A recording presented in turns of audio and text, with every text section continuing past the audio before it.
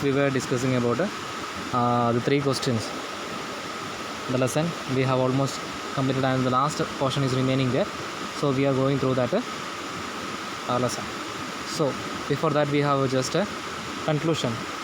That's the story begin with the three questions derived in the mind of a king, and he started to find out the answer for the question, but unfortunately he couldn't get it. So therefore he went to meet a hermit who lives alone who lived alone in a jungle or in the forest. And when he met the hermit, he did not give any answer. So during the same time, a bearded man came to the hut of the hermit, and he was badly injured. So the king served and tried to help the bearded man. So the next day, the bearded man asked for forgiveness. That was the end of the previous class. So we are beginning from there. तो वो bearded man राजा को माफ़ी मांगा. So we are beginning from there. You don't know me, but I know you. I am the enemy of yours. You swore to revenge himself on you because you executed his brother and seized his property. I know you had gone alone to see the hermit, and I resolved to kill you on your way back. तो bearded man ने बोला, आपको मुझे पहचान नहीं है, लेकिन मैं आपको पहचानता हूँ, क्योंकि आप मेरा भाई को हाँ किया है और उनका प्रॉपर्टी सीज़ किया है, और आपने लेके गया है उनका प्रॉपर्टी. इसलिए मैं आपसे एक दुश्मन बनाया हुआ हूँ. सो आपको मारने के लिए मैं आपके पीछे आया हूँ.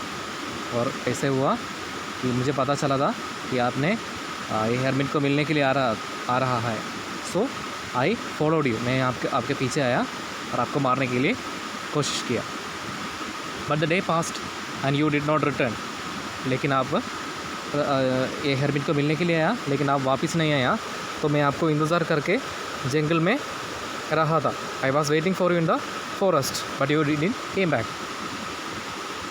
Your body guards recognised me and wounded me. लेकिन मैंने आपको फाइंड आउट करने के लिए I came out you ambush to find you from मैंने ambush means here a place of hiding.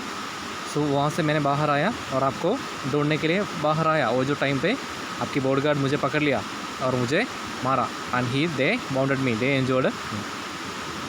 I escaped from them but would have bled to death had you not addressed my wound. लेकिन उन लोगों के पास में से, वो bodyguard के पास में से मैंने बच गया. I run away from them. मैं उन लोगों के हाथ में से भाग गया. लेकिन क्या हो गया, अगर आपने मुझे प्रोटेक्ट नहीं दिया, इतना केयर नहीं किया, तो डेफिनेटली आई वाज डाइड. मैं मरने वाला था. I will die, I would die, because even if you didn't dressed my wound. I wish to kill you but you have saved my life. मैंने आपको मारने के लिए आया, लेकिन आप मेरा ज़िंदगी you saved me. Now if I leave and if you wish it, I will serve you all my life.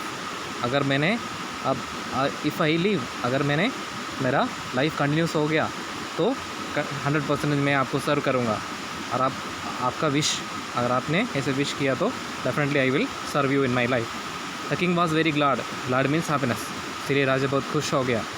And how made peace with an enemy. तो उनकी दुश्मन के साथ शांति बनाया. They made a peace with them. So इसलिए and how gained him for friend.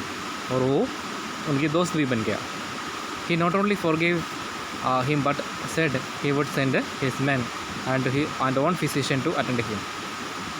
राजा सिर्फ खुशी नहीं हुआ, तो उनके साथ वो जो bearded man के साथ वो जो राजा की सेवक को भी भेजा, और उनके physician मीन्स डॉक्टर को भी उनके साथ भेजा.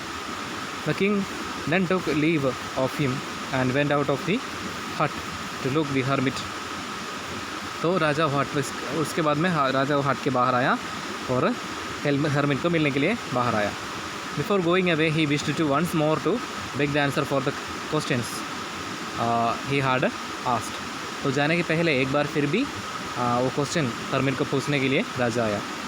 The hermit was outside on his knees sowing seeds in the beds that had been dug the day before. उसके पहले के दिन राजा और वो hermit ने कुछ हट थोड़ा डिगिंग कर रहा था ग्राउंड में. वहाँ पे अभी hermit कुछ सीड्स डाल रहा था. The king approached him and said, "For the last time I prayed you to answer my 3 questions, wise man." राजा उनके पास में गया और बोला कि देखो, लास्ट टाइम आखिरी बार मैं आपको पूछ रहा हूँ, प्लीज़ आप जवाब दीजिए मेरा क्वेश्चंस को. "You have already been answered," said the hermit, still crouching. और जो टाइम पे वैसे बैठ गए, बेंडिंग मीन्स वैसे बैठ कर वो हर्मिट ने बोला देखो मैंने ऑलरेडी आपको आंसर दिया हुआ है. The king was standing before him. उनके सामने वो राजा खड़ा रहता. What do you mean? Asked the king. Do you not see? Replied the hermit. राजा ने फिर भी पूछा क्या मुझे समझ में नहीं आया?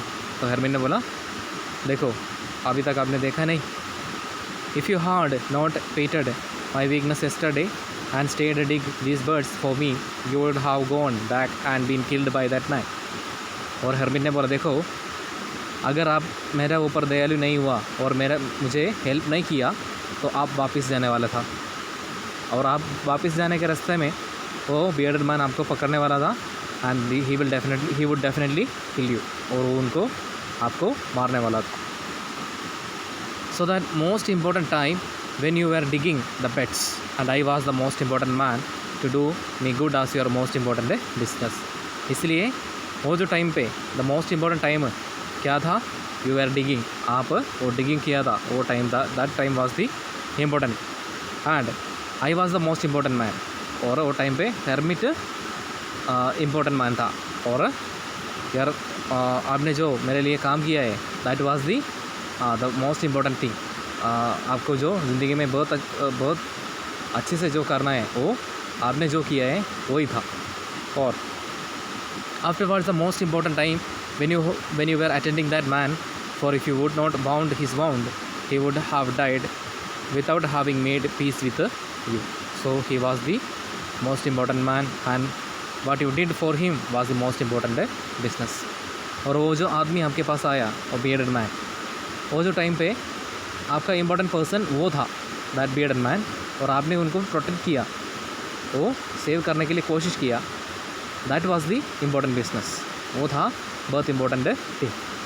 और वो अगर आपने वैसे नहीं किया तो ही वुड डाई एंड आपको उनके साथ दोस्ती भी बन नहीं सकता था. So he was the most important man and what you did for him was the most important business. Remember then. और फिर भी याद रखो there is only one time that is important now. और आप हमेशा याद रखना है ज़िंदगी में सिर्फ एक ही इम्पोर्टेंट टाइम है, अभी है. अभी आपको जो कर सकता है that is the most important thing. Then it is the most important time because it is the only time when we have any power. सिर्फ ये टाइम पर आपको कुछ कर सकता है. Therefore it is the most important time for the most necessary person, the one whom with you are. अगर आप किसके साथ हो that person is very important for you. Then for you don't know whether you will ever have dealing with anyone else. और ये भी याद रखना है आप दूसरे किसी के साथ कभी उनके साथ ऐसे एक बार बात कर सकते हैं, वो भी हमको बोल नहीं सकता है. The most important things is to do the person good. और आपको जो कुछ ज़िंदगी में जो कुछ अच्छे से करना है वो ये है आपके सामने जो आदमी खड़ा है उनको क्या चाहिए वो आप करना है. Most important thing to serve the person who is standing in front of you. आपके सामने जो आदमी खड़ा है उनको आपको कुछ अच्छे कर सकता है. That is the most important thing because for that purpose alone where you sent to this life. सिर्फ वो काम के लिए हम इस ज़िंदगी में आया हुआ है. So that is the end of the lesson.